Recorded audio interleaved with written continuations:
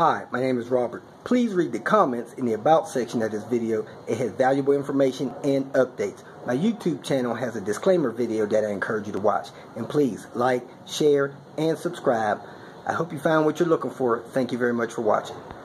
In this video, I'm going to show you how to take the faceplate off of the control unit so that you can replace this slider or some other part in there, which includes the light bulbs.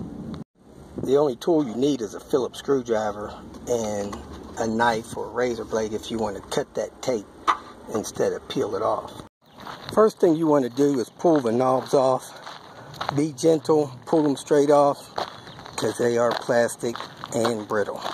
You crack them, you might not be able to get them to function the controls properly.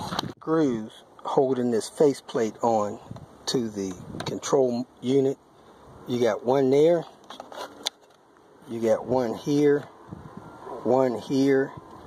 and two inside the unit once you pull it off the metal backing. You have 4 screws holding the metal backing on the front of the control unit.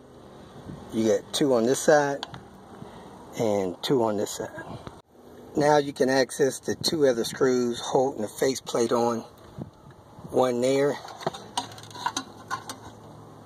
and one there. From here, these light bulbs simply pull out of the holders and you can test them and replace them if necessary.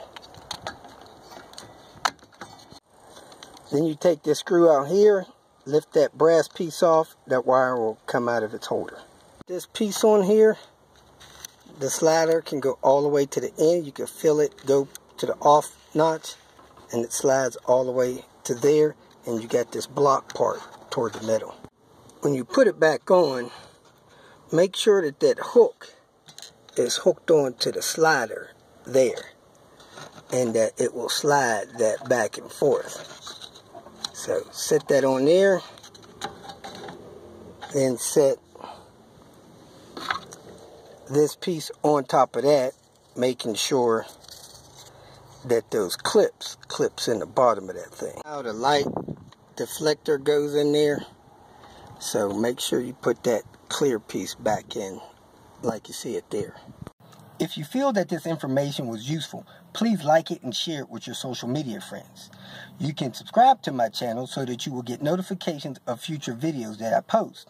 You can follow me on Twitter, and if you need to contact me directly, please visit my website. And if you have any questions, leave them below and someone or myself will reply to them. Again, thank you very much for watching.